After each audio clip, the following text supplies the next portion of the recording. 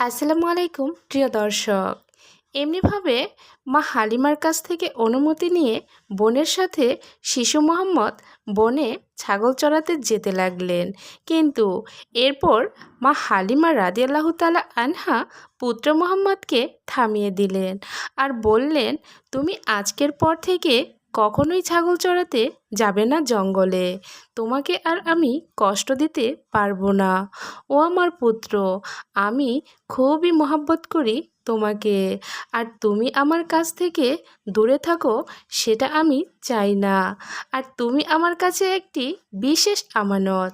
আর এমনি করে মা হালিমা রাদিয়াল্লাহু তাআলা আনহা শিশু মোহাম্মদকে ছাগল চরানো থেকে বিরত রাখলেন। আর শিশু মোহাম্মদ বোনের সাথে ছাগল চরাতে গেলেন না, তার পরের দিনও গেলেন না। এভাবে তৃতীয় দিন পার হয়ে গেলেন, তিনি আর জঙ্গলে ছাগল চরাতে যান না। এরপর হজরত হালিমা রাদিয়াল্লাহু তাআলা আনহা দেখতে পেলেন তার কন্যা কান্না করতে করতে ঘরে ফিরে আসছে। আর তা দেখে মা হালিমা রাদিয়াল্লাহু তাআলা আনহা জিজ্ঞেস করলেন, কি হয়েছে, তুমি কাঁদছো কেন? আর মেয়ে বলল, মা, আমাদের একটি ছাগলকে শিয়ালে ধরে নিয়ে গেছে। মা হালিমা মেয়ের মুখে একথা শুনে কান্না করে দিলেন। এবার পাশে দাঁড়িয়ে থাকা শিশু মোহাম্মদ তার মায়ের চোখে পানি দেখে তার চোখ দিয়েও পানি পড়তে লাগলেন, কেননা তার মন ছিল খুবই নরম, কারো দুঃখকে তিনি সহ্য করতে পারতেন না। তারপর তিনি বললেন, মা, তুমি কাঁদছো কেন?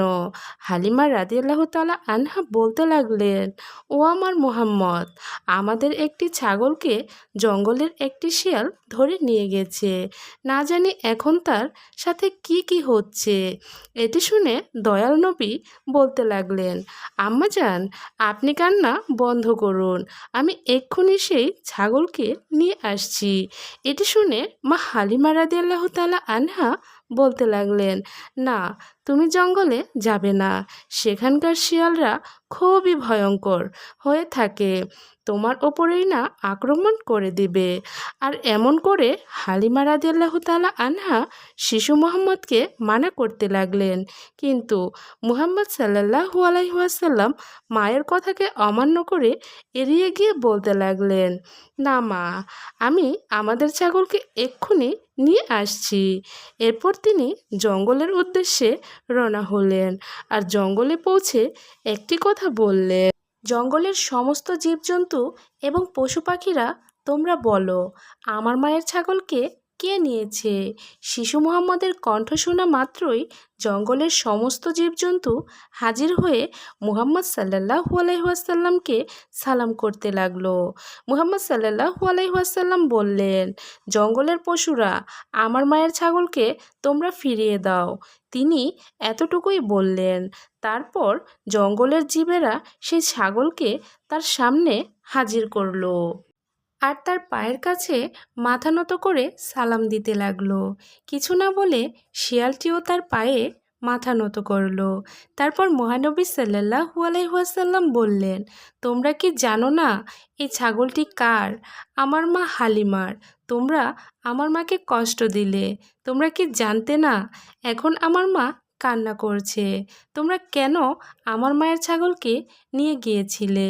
তখন জঙ্গলের পশুরা বলতে লাগলো, ইয়া রাসূল আল্লাহ, আপনি তো কয়দিন ছাগল চরানোর জন্য বনে আসলেন, আর আমরা তখন লুকিয়ে লুকিয়ে আপনার চেহারা মোবারক দেখতাম, আর একেও দেখতাম যে এর সম্পূর্ণ কায়নুতকে সৃষ্টি করা পাকজাত নিজের মেহবুবকে কেমন করে বানিয়েছেন।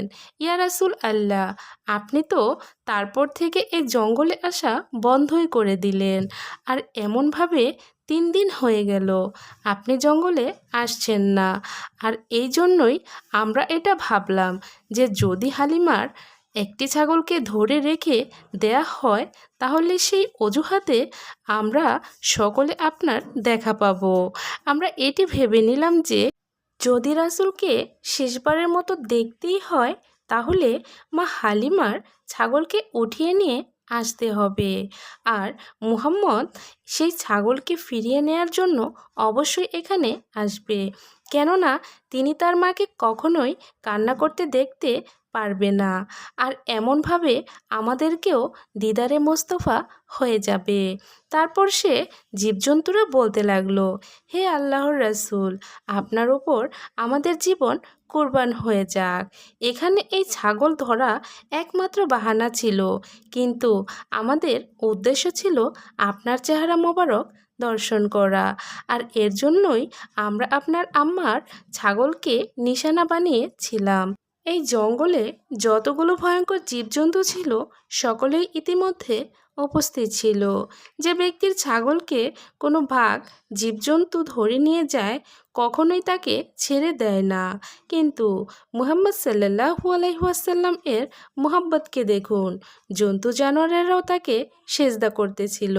তিনি ছিলেন আমাদের দয়ার নবী, মায়ার নবী হজরত মুহাম্মদ সাল্লাল্লাহু আলাইহি ওয়াসাল্লাম। আমরা গর্ব করি যে হজরত মুহাম্মদ সাল্লাল্লাহু আলাইহি ওয়াসাল্লাম এর উম্মত হতে পেরেছি।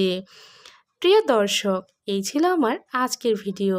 কেমন লাগলো অবশ্যই কমেন্টের মাধ্যমে জানাবেন প্লিজ। ভালো লাগলে একটি লাইক দিন, আর এরকম ইসলামিকমূলক গল্প পেতে আমার চ্যানেলটি সাবস্ক্রাইব করে পাশে থাকা বেল আইকনটি ক্লিক করে রাখুন। এতে করে আমি ইসলামিকমূলক গল্প আপলোড করার সঙ্গে সঙ্গে নোটিফিকেশন চলে যাবে আপনাদের কাছে। মূল্যবান সময় দিয়ে ভিডিওটি শোনার জন্য অসংখ্য ধন্যবাদ। দেখা হবে অন্য কোনো ভিডিওতে।